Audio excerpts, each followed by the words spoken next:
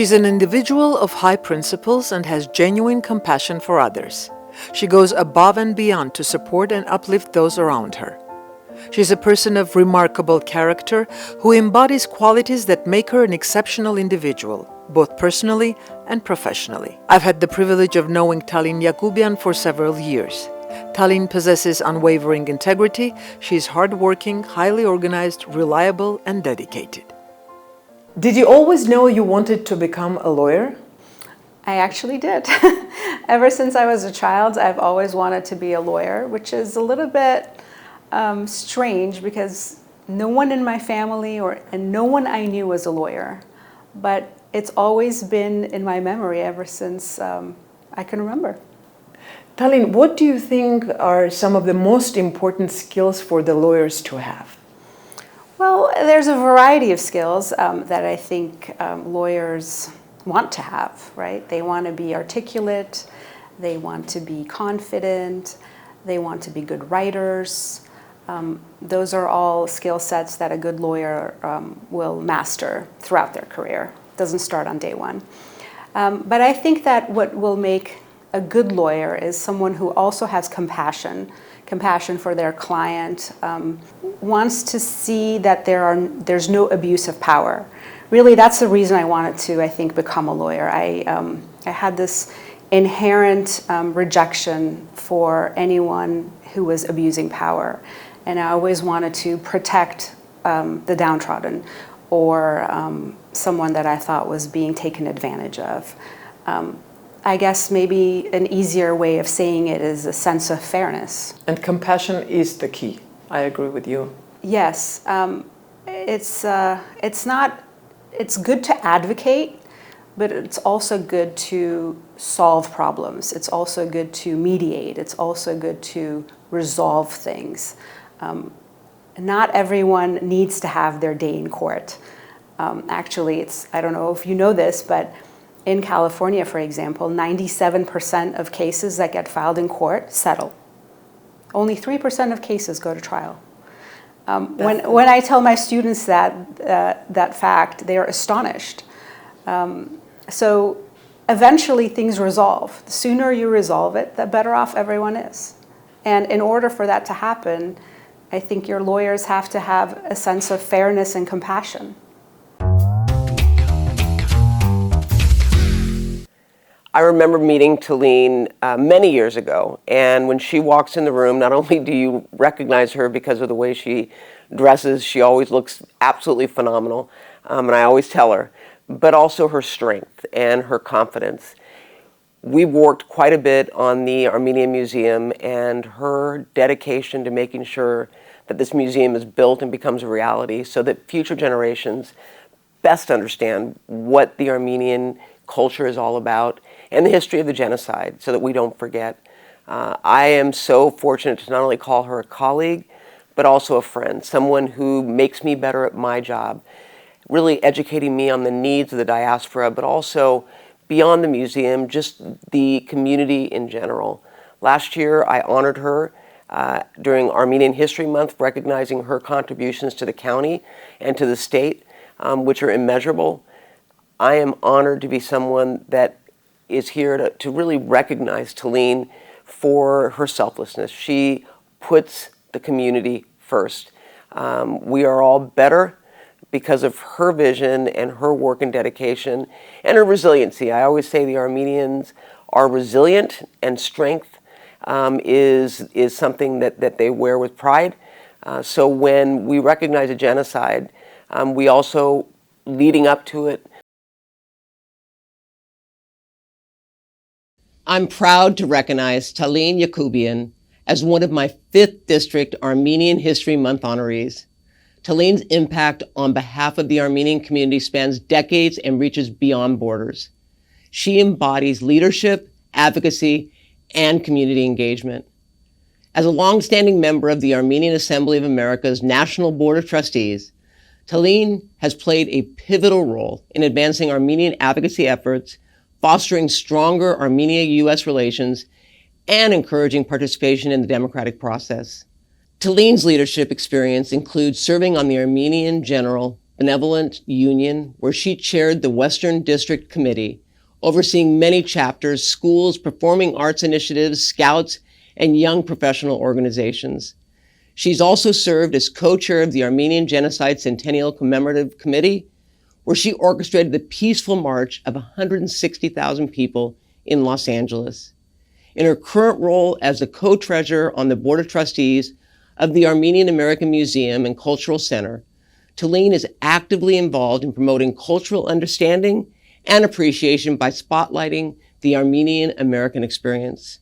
She also serves on the Armenia Fund Board, where she continues to be a driving force in shaping the future of the Armenian community. Talin, I am truly honored for your contributions to the Armenian community in Los Angeles County and, quite frankly, around the world. Your commitment will impact generations to come. Thank you. Yeah. My sincerest gratitude to you. It is truly with deep humility that I accept this recognition from you.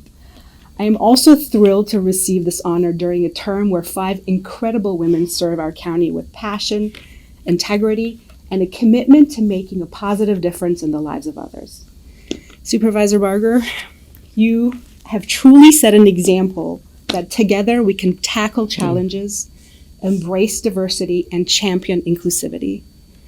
I regret that I cannot be with you in person, but I assure you that I will be working hard in Washington, D.C., in the halls of Congress, knocking on doors to advocate for our community. What do you wish you knew earlier in your career? Oh, Arshalus, that's a big question. I wish I knew that not everyone has all of the answers. You know, when you're starting out as a young lawyer, you look at the senior partners in your firm and you think that they know everything, the answer to every question. And you feel compelled to also need to know the answers to every question. And that's just, that's a goal that's not attainable.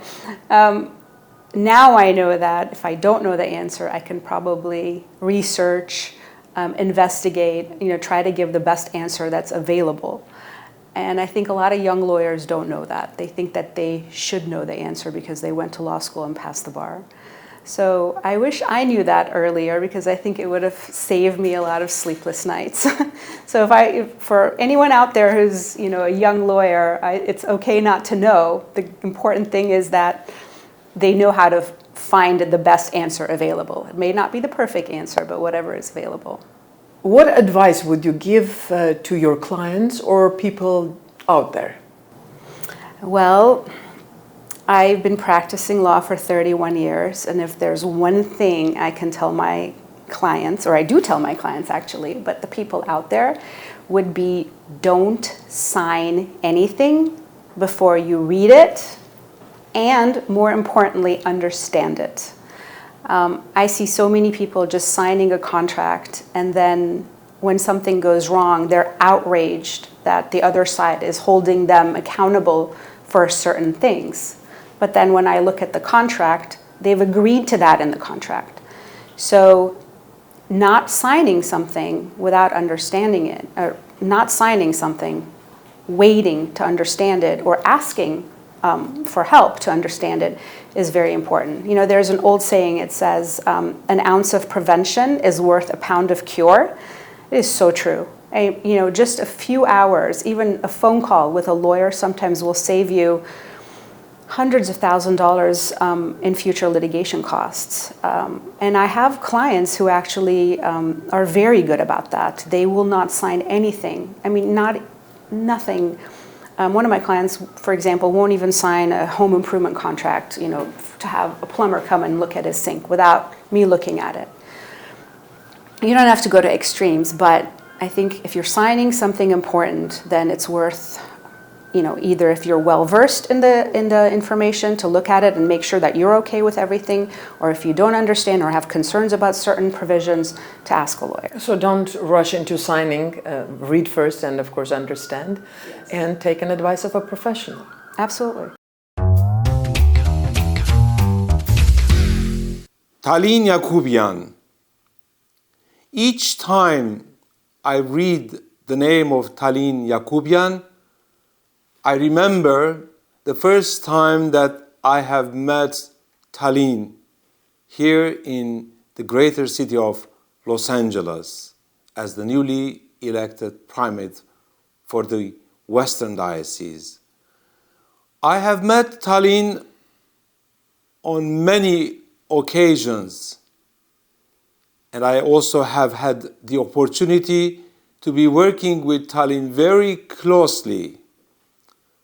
My first close acquaintance with Talin is related to the AGBU, Armenian General Benevolent Union, when she was called to be the chair for the West Coast Regional Committee.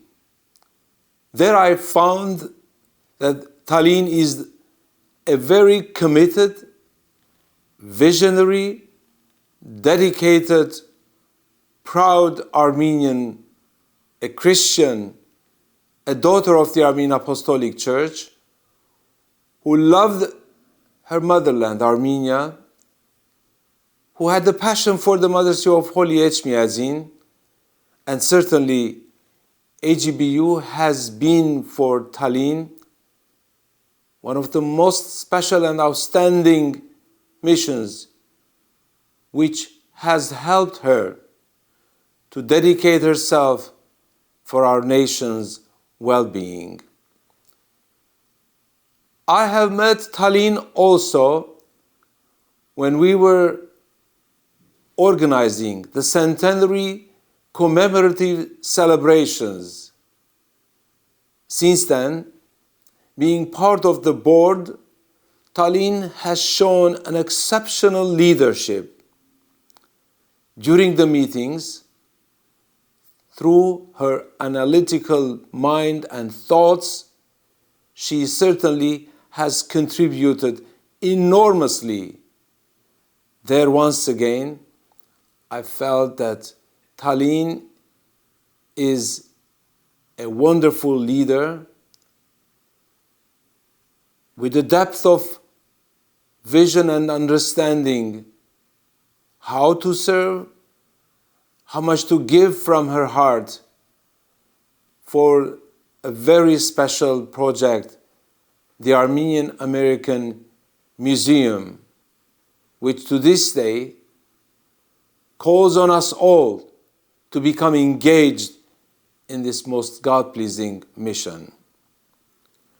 When I speak of Talin Yacoubian, I certainly thank God for having met a leader who knows how to inspire her colleagues, especially the young professionals. As a lawyer, as a devout member of the Armenian Apostolic Church, as a dedicated leader of AGBU, but above all, as a wife and dedicated mother and a dedicated member of the community, she certainly empowers all of us with her professionalism and no doubt with the love and the passion that she carries within her heart and soul for our nation, for the people of God, but above all, for our motherland, Armenia, and the Armenian Apostolic Church. I hope and pray that Talin Yacoubian and many young leaders like Talin will bring richness, spiritual richness to our nation's life. I wish her long and healthy life and much success, and the pride that she carries within her heart that should also be felt and seen and cherished by all young mothers, young leaders, dedicated leaders of our nation. God bless you, Talin. We have immense respect for you, for your wisdom, and for your vision. Amen. Please welcome to the stage our Master of Ceremonies for the evening, Talin Yacoubian. Good evening, wonderful supporters of our museum dream. Thank you all for coming tonight. And a special thank you for all the mothers amongst us today. Can we get a round of applause to the beautiful mothers in our audience? Thank you.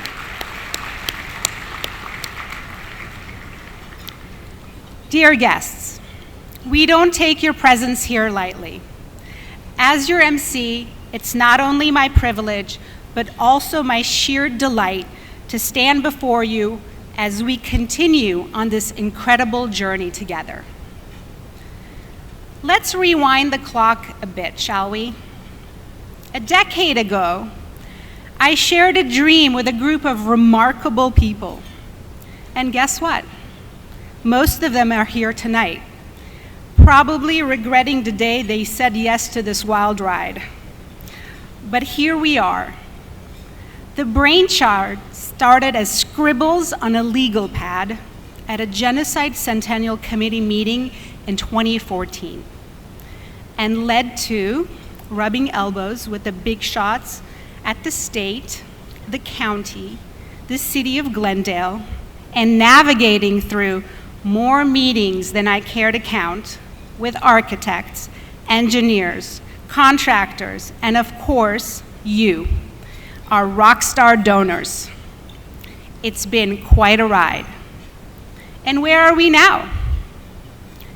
Who here has gotten one of 256 emails about the steel beam? That part of the room. But all kidding aside, if you've recently driven westbound on Colorado Boulevard in Glendale, I'm sure you are proud to see the steel beam structure, the frame for our future museum. It's been like watching a masterpiece come to life, one steel beam at a time. And you know what's even more incredible? The grand opening is just around the corner. Yes, I've taken some poetic license with the use of the words around the corner. Now please raise your hands if you've been with us for any of our 4 previous galas. That's a lot of hands. Your dedication speaks volumes, my friends. None of this would be possible without you. So, as we dive headfirst into tonight's program, let's raise a glass to how far we've come and the glorious future that's waiting for us. Together, let's keep fueling this dream and watching it blossom into something truly extraordinary, a beacon of inspiration for generations to come. Thank you, thank you, thank you for your unwavering support.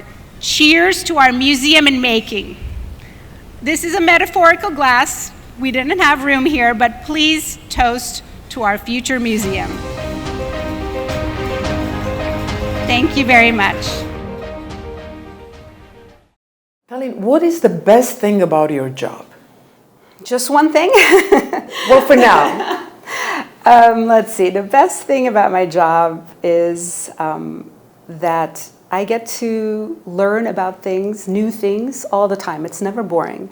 I'm never bored at work. I get to learn about different industries that my clients are in. I get to learn about restaurants. I get to learn about coding. I get to learn about, electrical plants, cryptocurrency, just a variety, a huge variety of industries. And I personally really enjoy getting to know about different businesses and getting to learn about them and their, inside workings.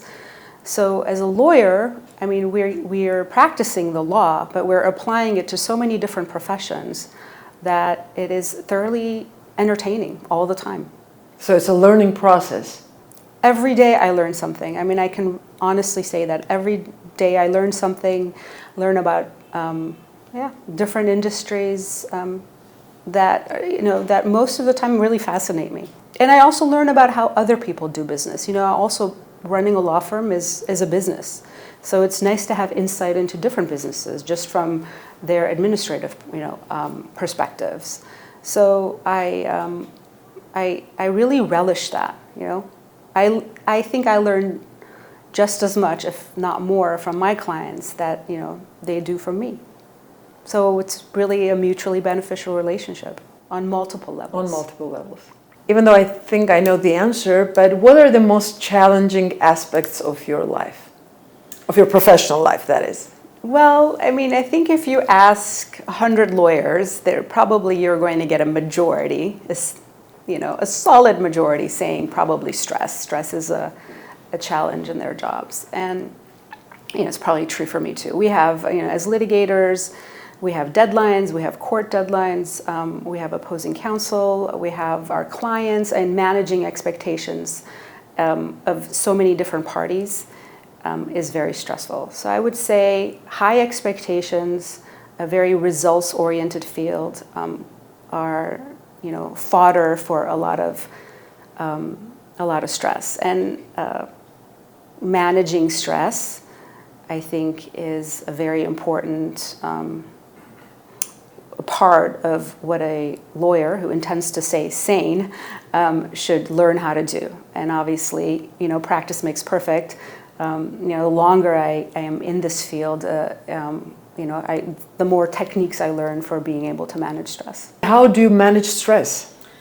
Well, it's an evolving process, but currently, how I manage it is I exercise every day, 7 days a week. So I think that has been very, very helpful for me because I find myself relaxing during that time and just my mind empties and I feel very, very good afterwards. And also it's doing different things. It's not, committing my entire day to work, but, having time even, in the middle of work or after work to do different things that are social, community work, social, it's time with family, time with parents, time with children, time with husband, whatever that may be. But typical day starts with exercise. Typical day starts with exercise, yes. Healthy mind in a healthy body. So I first met Talin almost 30 years ago now. That's hard to believe. She and my wife were both working at a firm in Century City, and I came to know Talin and her husband Varouj through that relationship, and I would see them at firm events and things like that.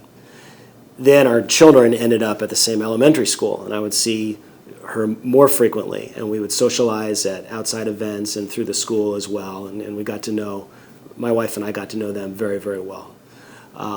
At some point, Talin was running her own business, her own firm, and she needed assistance with a client she had on a kind of a unique issue, and she asked me to assist her. And we worked together on that case, and we realized that we worked very well together, and we complemented each other's strengths very well. And so a little while later, the opportunity arose for us to go into business together and start this firm, and we did that. And we've been kind of in lockstep ever since. We rarely disagree on anything about the operation of the firm or our clients, and I think we've been very successful because of that. When I think about Talin as an attorney, several things come to mind. First of all, she's very smart and creative, which you need to be a lawyer. But she's laser focused on the issues. She figures out what is wrong with the case or what the strengths and the weaknesses are and goes after those. She's very passionate. She's always advocating for our clients the very best she can. And she has good people skills and what we call client control. The clients listen to her. And so that helps us to get to the successful results that we need as a firm. As a person, I know her to be kind and generous and loving to her family and a good friend and a loyal person. And I just really admire her for all of those qualities. Her work with the Armenian community is really, really important to her. And I'm impressed by the leadership role that she's taken over the years and how she's expanded instead of shrinking from it. She's really wanted to make a difference, and I think that she has. I'm not Armenian, but I've learned a lot about Armenian culture and history through her, and so I appreciate everything she's doing for the Armenian community. And then she's also taken on a role as a professor at USC in the law school, teaching law students and kind of training the next generation of lawyers. And we need good lawyers around here, so I'm happy that she's doing that, and I know she's doing a great job. Talin, as a professor at USC Law, what advice would you give to college students or high school students who intend to go into law? Who intend to go to law school? Well, actually, both of my children are in law school, so I have been giving a lot of advice. But I think for the younger, let's take the high schoolers. For the high schoolers, I would say pay attention to grammar. Whenever you're learning grammar, pay attention. I think that a solid knowledge of grammar is very important to be able to do well in law school. The other thing I would say is take every opportunity to do public speaking. A lot of students, even a lot of students in law school, still have some hesitation about public speaking in front of a group. Take every opportunity. There's a lot of opportunities in high school, a lot of opportunities in college to do public speaking. Volunteer. The first time is scary, the fifth time is scary, but with practice, that fear drops away, and then you may actually find yourself enjoying it. It becomes a second nature. Exactly. Professor Yacoubian was one of my first professors at law school. She taught legal research and writing, which is a very critical class in law school, but it can sometimes be a little dry.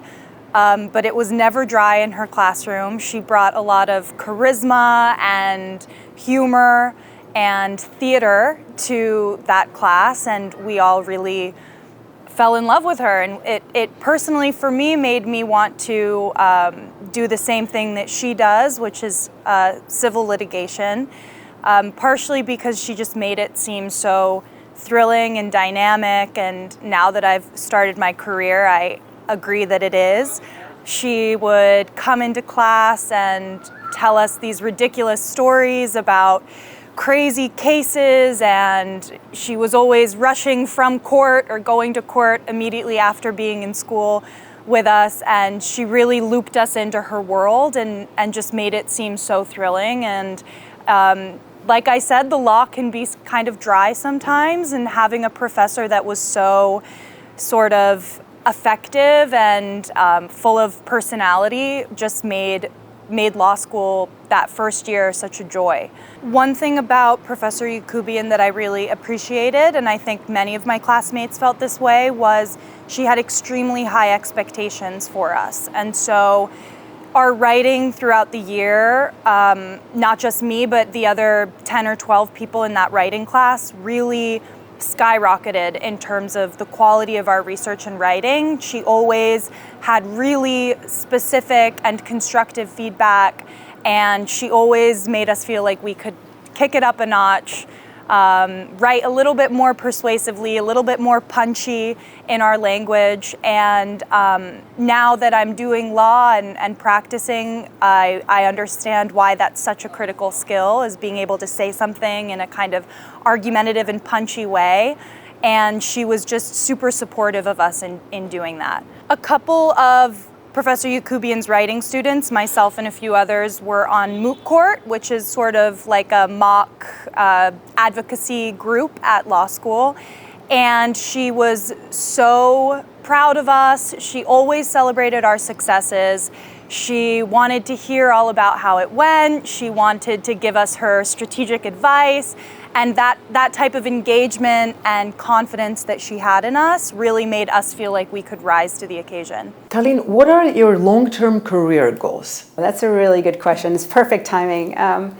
So I've recently started a mediation practice, and I don't know if you know or the audience out there knows that mediation isn't just for the legal community. Of course, that is going to be a big part of what I will be doing, and what I'm currently doing almost exclusively is mediating cases for different lawyers and trying to resolve them, and hopefully, and have successfully resolved. But the deeper I get into the mediation field, I see such a value that a mediator, a neutral person, has in really resolving any kind of dispute between anyone.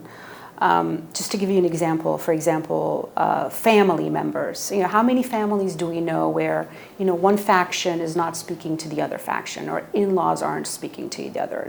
Unfortunately, yeah. Yes, Yeah, or brothers, sisters. I mean, there's just so many interfamilial disputes, and I think that introducing a neutral, maybe even someone who's familiar with the culture, values, traditions, etc., can bring those parties together, or at least start solving some of the problems. Different community organizations, different business partners. There's so much litigation happens between business partners. If you introduce a mediator into that process early on, before things get out of control, before people stop speaking to each other, you can solve that. And in my 30 plus years of practice, I think my practice, just even my advocacy practice, has changed, where I immediately almost, when I get a case, yes, I'm advocating for my client, but I also am advising my client that, let's try to see how we can solve this. Let's see, how the parties can come together. And I'll work with the other side's lawyers in order to come up with creative solutions.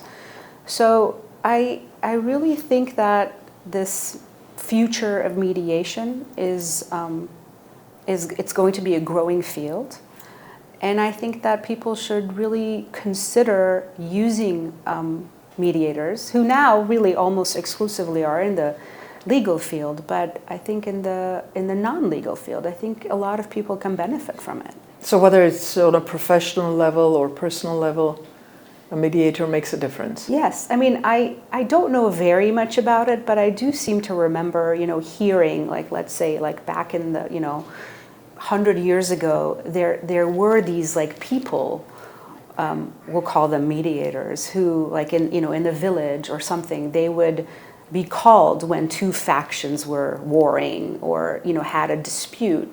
And they would, bring everyone together, and then, they were usually figures a little bit more authoritative figures. Or well-respected figures. Or well-respected figures. And they would bring people together, and they would identify a solution.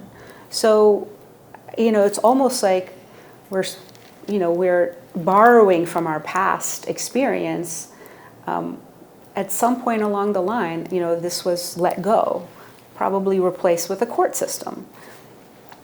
But I think that it's a very useful tool, and I do hope that I can contribute to this field in the non-legal setting as well. Of course, I am doing it, with my colleagues in the legal field professionally, but I hope that I can also be effective and helpful to community members. I'm sure you will be. Thank you so much for this sit-down interview with your busy schedule. We had to make time, you had to make time, and it finally happened. So thank you very much. Yes, thank you as well, Arsha. Your questions were great, and it was really a pleasure speaking with you today. Thank you. For advertising on Insight TV, please call 818-653-0199.